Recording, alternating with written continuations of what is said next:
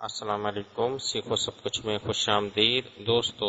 آج ہم سیکھیں گے کہ ہم کس طرح ایرر سیلز کو ڈیلیٹ کر سکتے ہیں مائکروسافٹ ایکسل میں۔ تو دوستو اس وقت ہمارے پاس جو ڈیٹا دیا ہوا ہے اس میں آپ دیکھ رہے ہیں کہ مختلف جگہوں میں ایررز دیے ہوئے ہیں۔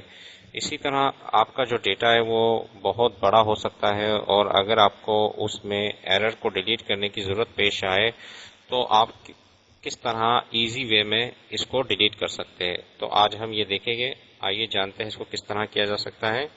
تو دوستو سب سے پہلے آپ تمام ڈیٹا کو سلیکٹ کر لیجئے۔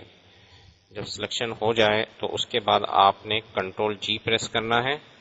تو جیسے ہی کنٹرول جی آپ پریس کریں گے تو آپ کے پاس گو ٹو کا آپشن آ جائے گا، جہاں آپ نے جانا ہے اسپیشل میں۔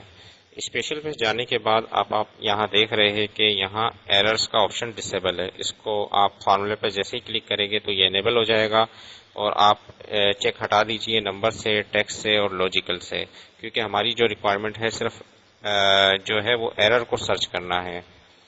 تو جیسے ہی میں اس کو اوکے کروں گا تو آپ دیکھیں گے کہ جتنا بھی ہمارا ڈیٹا ہے اس میں جہاں ایرر ہے اس نے اس کو صرف سلیکٹ کر لیا۔ اب آپ صرف کی بورڈ سے ڈیلیٹ کی پریس کریں تو وہ ایرر ڈیلیٹ ہو جائے گا۔ تو اس طرح آپ ایرر کو ڈیلیٹ کر سکتے ہیں، آئیڈینٹیفائی کر سکتے ہیں۔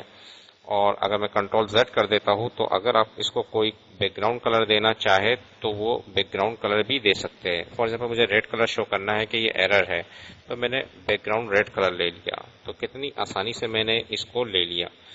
تو کیونکہ ہماری جو ریکوائرمنٹ تھی ڈیٹا کو ڈیلیٹ کرنا تھا، ایرر کو ڈیلیٹ کرنا تھا، تو میں نے جیسے ہی سلیکشن کی اور ڈیلیٹ کی پریس کیا تو وہ ایرر ڈیلیٹ ہو گیا۔ تو اس طرح آپ کی ورک شیٹ پر اگر کافی بڑا ڈیٹا ہے تو آپ ایزیلی ڈیلیٹ کر سکتے ہیں، ورنہ آپ کو ایک ایک کر ہر سیل پر جانا ہوتا اور وہاں سے آپ کو ڈیلیٹ کرنا ہوتا، جو کہ کافی لینتھی پروسیجر ہے۔ تو دوستو امید ہے کہ یہ ویڈیو آپ کو بہت پسند آئی ہوگی۔ لائک اور سبسکرائب کرنا مت بھولیے گا۔ دوستو آپ میرے چینل کو سبسکرائب ضرور کیجئے تاکہ کوئی بھی نئی ویڈیو آئے تو اس کا نوٹیفیکیشن آپ کو مل جائے۔ Thanks for watching. اللہ حافظ۔